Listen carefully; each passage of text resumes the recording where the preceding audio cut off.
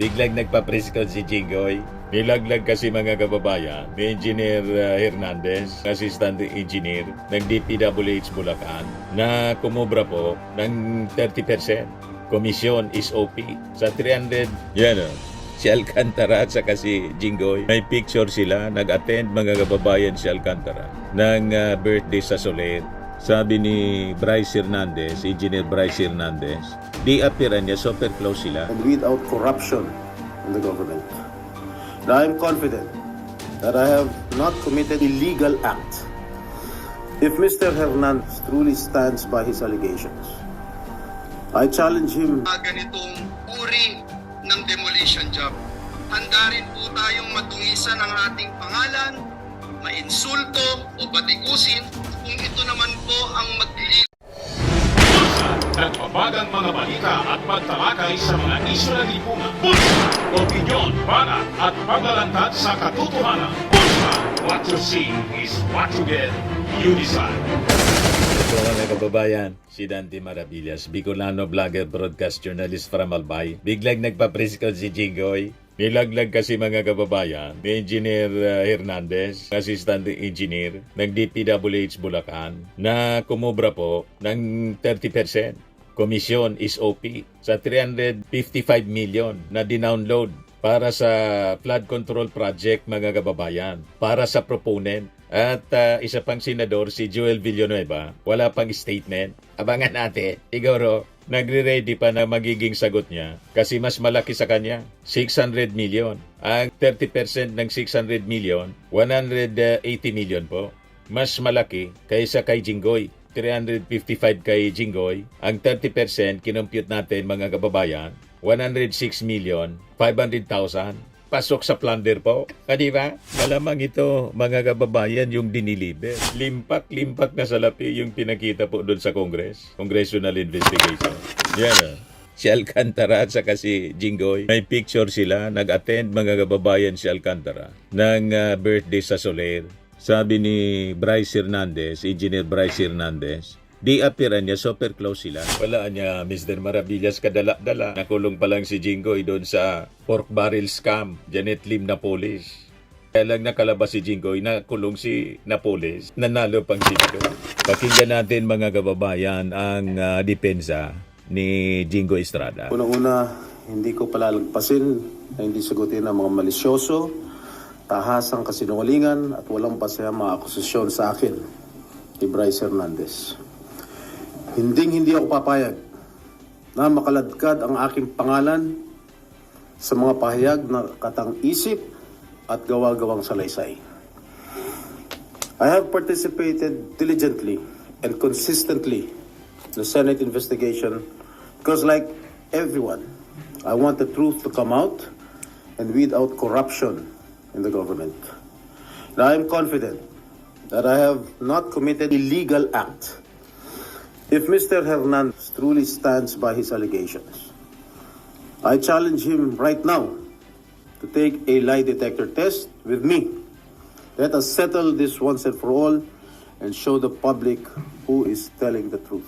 Dapat tanungin ka ni Ping Lacson dyan sa Senate investigation. At tulad ni Toby Chanco na ginawa ninyong resource person dyan sa Senado kahapon, kailangan po kayo mag-appear din sa Congress. Wala na yung sinasabing courtesy, interparliamentary courtesy. Kasi ginawa nga ng Senado na in-invite si Toby Chanco at Buedo na magsalita. So kayo dapat magsalita din kayo sa investigation ng Congress para amanos, patas, magkakaalaman talaga. Gigisahin kayo doon. Tulad ng pagtatanong ng mga senador kay Toby Chanco. Anong mali doon? Pwede pala sa Senado? Bakit hindi pwede sa Congress? Di ba? So kailangan you subject yourself sa intense cross-examination. Magpa-cross-examine kayo dyan sa Senado. Hindi pwede yung tulad na ginagawa po ni Villanueva na hugas kamay, binigyan ng pribilehiyo na magsalita, walang tanong-tanong. Kailangan may nagtatanong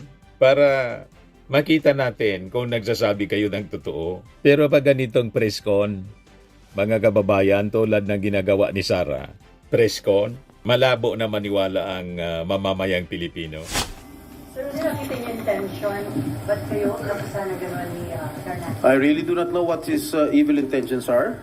Siguro he wants to get even with me because I was the one who cited him in contempt at pinakulong sa Senado.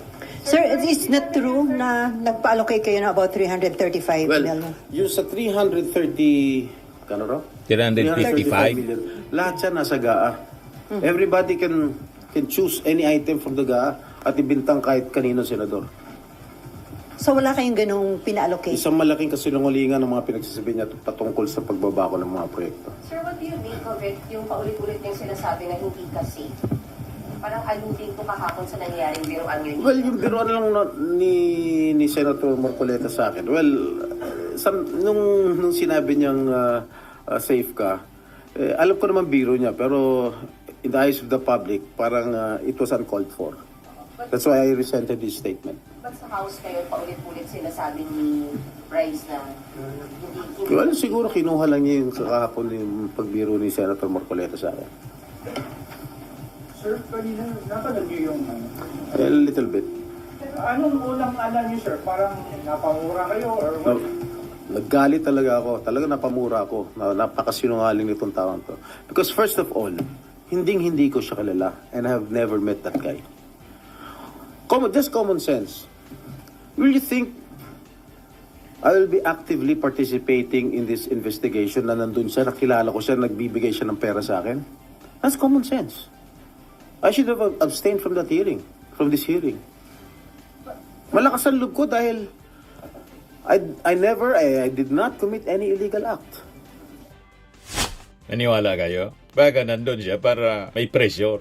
Di ba? Pwedeng ganon. Ngayon, may congressional investigation. Wala siya doon. Kaya maganda, i-confront mo siya doon sa investigasyon ng Congress. Pumunta ka doon. At pwede din. Kasi siyempre, ipagpapatuloy yung investigasyon ng Blue Ribbon. Kailangan chairman, hindi ninyo nahawak. Hindi na si Marcoleta, si Ping Lacson na. Dumaan kay Franklin niya ay Si District Engineer Alcantara, he even denied it. Dininay niya yung kay Senator Joel, dininay din niya yung sa akin. Oh. Sir, kinukolektan makakalala daw kayo nung Maynila pa. Sino? No. Hindi ko siya kilala. Sa Manila?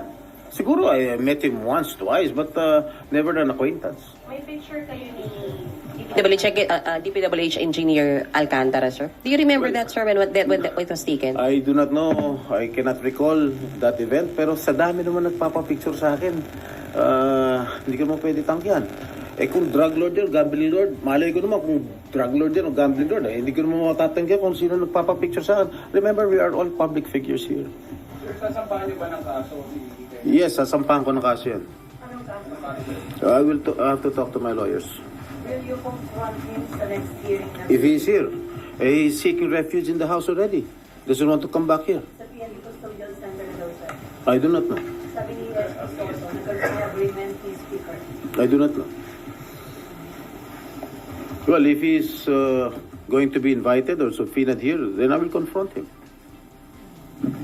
Pero sir, totoo yun, sir, na meron kayo talagang pa-allocate na pondo sa Kakan or wala? As I mentioned earlier, lahat yan, line item yan, nasa GAA. Anybody can choose those line items at bintang sa mga senador. Pero hindi kayo nagkaroon, sir, ng budget? No. Wala? No. Ever? No. So, ni-check niyo na, sir, yung GAA na wala kayo doon na? Yes, I think so. I told my staff to check on it. Pero sir, saan siya papunta? Yung I really do not know kung anong intention nitong si Bryce Hernandez. So, ang feeling ko lang talagang he wants to get even with me because I was the one who cited him in contempt. Nakita mo naman, napakasinungaling ng tao ngayon. I asked him kung siya yung Marvin de Guzman, alias doon sa, ginagamit niya alias doon sa paglalaro sa casino. O didinay niya, mukha niya yun nandun. Ang laki-laki magpatalo sa casino niyan. Ilang daang milyon kung magpatalo sa casino niya. Saan niya kinukuha yung pera? Oh. Kaya ako naniniwala ako, kahit siguro may ghost project itong Sims Construction, naniniwala ako na totoo lahat ng sinasabi nito eh. na nagbibigay siya ng limpak-limpak na salapi doon sa DPWH kay Bryce Hernandez. Eh. Imagine. May initiative lang yun ni Bryce, o may 1,000 crores niya na nagkita pa. Well, I do not have any idea. Sir, sorry, yung 355 million, it's in Tagaa. You allocated to where, sir? Bulacan? Bulacan niya, nakalagay dyan. 2025 ba? Basta po siya, na-item sa gaha. Sir, kayo po nagpasok doon, yung item na yun, sir? Ano? Anybody pwede naman choose kung pwedeng ibintang sa mga congressman, mga senador. Lahat yan nandyan, ha? Nasa GAA lahat yan. Pero ba itong pwede ibintang kahit kanina, basta definitely hindi kayo ano? I don't know. No, it's not me. Wala kayo talaga nagpa-allocate na din. I don't know.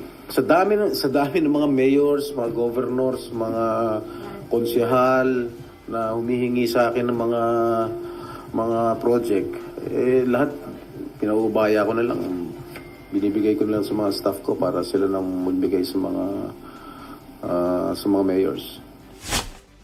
Naniwala kayo pa sa sinasabi ni Jinggoy? Hindi ko na ako ang gantihan na nangyayari. Matapos pangalanan yung mga congressmen sa hapon. Hindi po mga senador sa kabilang part. Well, your guess is as good as mine. Which is, Baka nagagantihan na lang.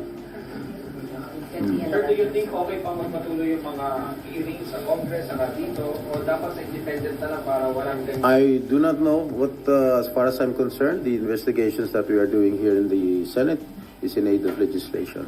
pero magpa-participate pa kayo, sir, ngayong pinalitan natin yung Blowing Hotel. Yes, of course. And welcome development, sir, na si Lacson na. Oh, yes. Si Senator Lacson naman is a very straightforward person. He's incorruptible. Sir, you be part of the minority na po. May minority leader na po ba kayo kapag-isama? Yes, si Senator Alan. So, wala rin tension lumipat sa majority, sir. Not as of this moment. Sir, sino-sino kayo sa minority? Siyam. Alder, sir, yun na kung bumoto kayo sa Lahat yung mga hindi bumoto. Ako, Senator Bongo, De La Rosa, Padilla, Si Alan Peter Marcos, Cayetano po ang Senate Escudero, Minority Leader daw. Villanueva, Marcoleta, and Alan Peter. Tapos, sir, siya minority leader. Si Senator Alan, yeah. Sino deputy minority? I think si Senator Marcoleta. Ano po yung committee na ina-offer mo sa minority? Oh, wala pang in-offer. Sir, those, Committee on National Defense, ibigay na kay Senator Lacson. Hindi ko alam. Maybe. That's the... yan ang prerogative na majority. Wala kang hindi na Wala ko. Siyempre, I've been with the minority since I entered the Senate in 2004. I was a member of the minority then. Si Senator Nene Pimentel pa ang aming minority floor leader. Siyempre, lahat yung mga leftovers ng majority binibigay sa minority. Ganun talaga. O ngayon, tungkol sa Independent Commission mga kababayan, ito yung kapapasok na balita pa lang. I-anunsyo ni President Bongbong Marcos ang komposisyon ng Independent Commission na mag-iimbestiga sa maanomalyang flood control project sa loob ng 48 oras. Kasama rito ang mamumuno sa komisyon. Ang sabi, walang politiko na kasama. Ngayon, dumipensa na rin si Senadora Joel Villanueva sa session ngayon sa Senado. Pakinggan natin yung kanyang statement mga kababayan. Supposed to give a personal and collective privilege, but then Mr. President, just to not belabor the issue anymore, because we have Senator Lacson who is set to deliver a privilege speech. May I just make a short manifestation, Mr. President, if I may? Yes, you may proceed. Yes, Mr. President, thank you. Mr. President, sabi po nung dating sikat na senador dito sa bulwagang ito, na itago natin sa pangalang Joker Arroyo, kapag bad ka, lagot ka. Pero ngayon, Mr. President, Kapag bad ka, good ka ngayon. lagot ka sa mga sindikato. Mr. President, ngayong araw pong ito, kaninang umaga, nagulat po ako nung meron pong kumalagkad sa pangalan natin tungkol po sa flood control project sa mahal nating lalawigang Bulacan. uulitin ko at parang sirang plaka na po ako, Mr. President. Wala po ako kailanman naging flood control project.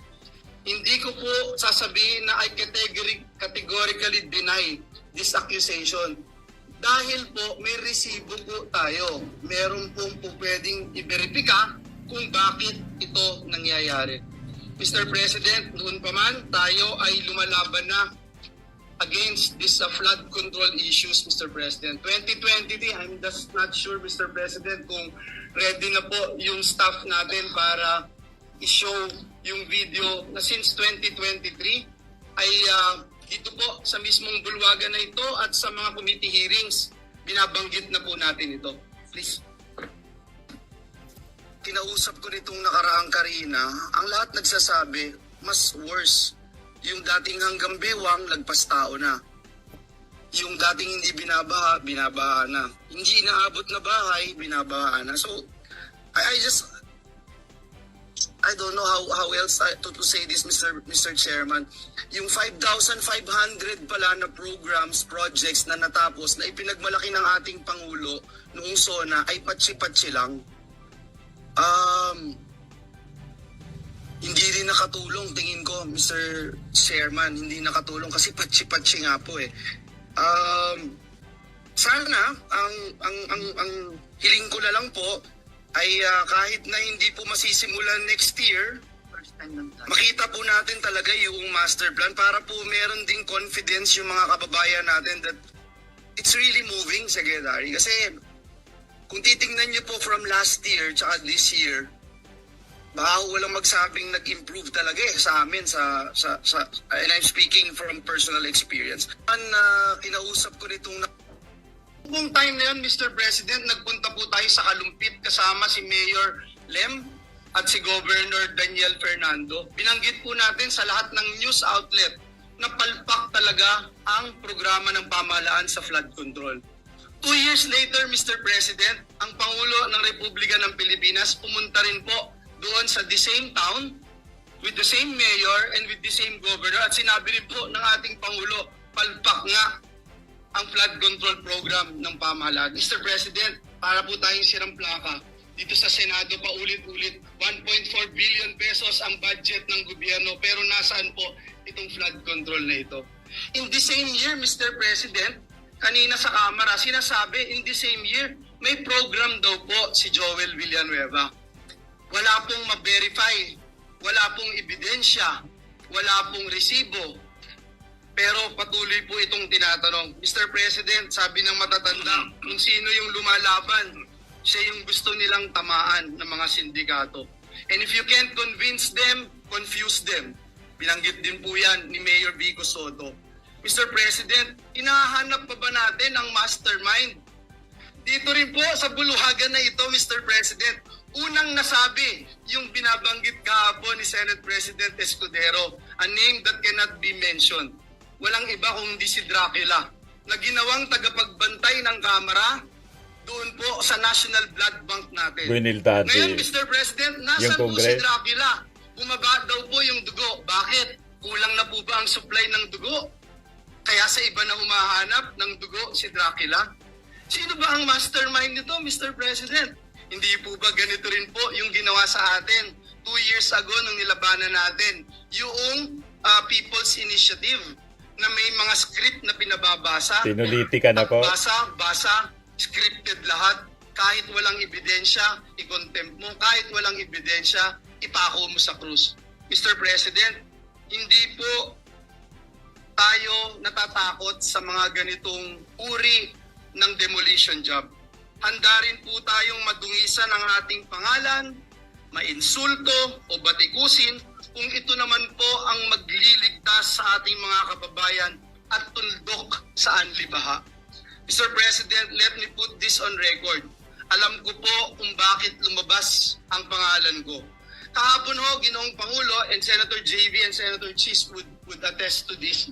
May hawak po ako ng mga affidavits ng mga taga-DPWH sa Bulacan. Pinakita ko po sa kanila at sabi ko, i-bring up ko po doon sa committee ni Senator Marcoleta. Hindi ko po ito nagawa sapagkat alam naman natin Mr. President and Majority Leader Migs, alam natin yung nangyari kahapon. So we were preparing. I didn't get the chance to attend the committee hearing. Pero ang sabi ko nga po kay SP Chis kahapon at kay Senator JV, this is way too low. Assistant District Engineer. Para namang, bakit naman pag-aaksayahan ko ito ng panahon? And then, ito nga po, lumabas bigla kahapon ang taong ito. And I'm not trying, Mr. President, na just to defend myself and hit this pawn, Mr. President. Kasi alam naman natin Ang sino tawag may niya hawak pawn. dito. Kaya ang hiling ko po Mababang sa tao. pagwagang ito, ang hiling ko rin sa ating Pangulo, alam ko na sincero po kayo. Alam ko po na masakit po sa inyo itong nangyayari.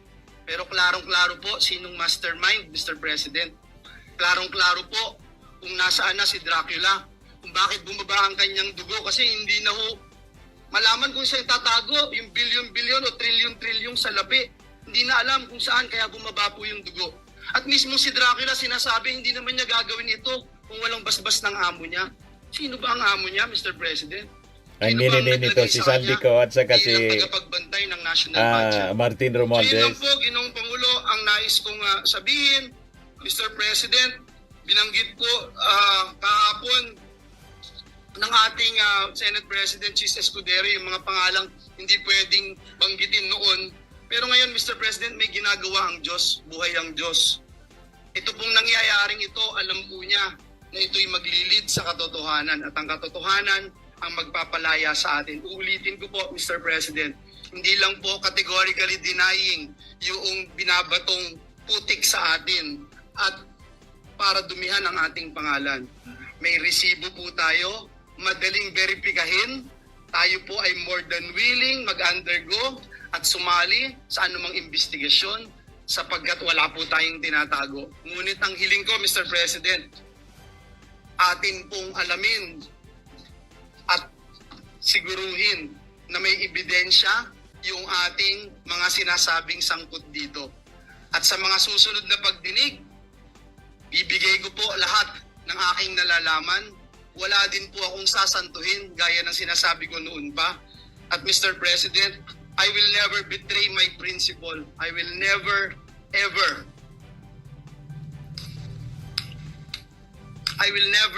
ever, Mr. President, destroy the name that was given to me by my parents, Mr. President, because it's priceless, Mr. President.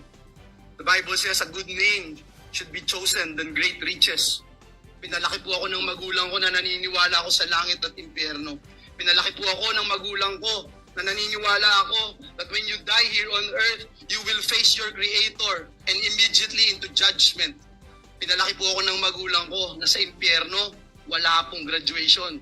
Kahit 1 bilyong taon, kahit 1 trilyong taon, pag ikaw ay nagkasala, pag ikaw ay pinarusahan ng Diyos, wala pong graduation doon. Mr. President, my duty has always been to serve our kababayans, lalong-lalo na po ang mga kababayan kong Bulakenyo who suffer from flooding year after year. And that is where my focus remains, Mr. President, finding real solutions, not engaging in black propaganda. Mr. President, I will not be distracted by lies. And instead, I affirm my commitment to the work that truly matters, serving our people with honesty and integrity. Maraming salamat po, Ginoong Pangulo.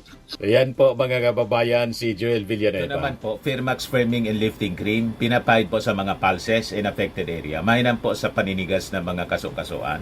Ito naman po, Automax Radiant Serum. Sa mukha naman yung application, anti-aging po siya. You will look 10 years younger than your age. Sa mga cancer patients naman po, baka lang gusto ninyo itong itry. Neng siya Red Mix Fruit Drink. Hindi mo po siya gamot, food supplement siya. Kaya lang, gawa siya mga kababayan sa goji berry. Yung goji berry may anti-cancer properties. O ngayon, yung mga inquiries ninyo, dumiritso na lang kayo sa aming messenger sa Facebook para masagot namin agad. Ayos pa? Ayos na ayos niya, Mr. Maravilla. But anyway, ito po pala yung aming bagong product na binibenta online. I am worldwide amazing pure organic barley powdered drink mix from Australia. Negosyo to ng aking anak na architect entrepreneur Riz Maravillas. Ayan po. Kontakin na lang po ninyo siya, Riz Maravillas on Facebook. Ang mga health benefits niya, boost immunity, improves digestion, enhance energy levels, packed with antioxidants, prevent cancer. Sa mga nagana po ng malinis and spacious fitness gym, pumunta lang po kayo sa aming Colossal Fitness Gym. May Grab ka rental din po kami. Ito naman po yung bago naming product na binibenta online. iGlow Serum, whitening po siya. Tingnan ninyo yung epekto sa aking anak na architect before and now. Yung mga inquiries po ninyo, dumiretso na lang kayo sa kanyang Facebook account, Riz Maravillas.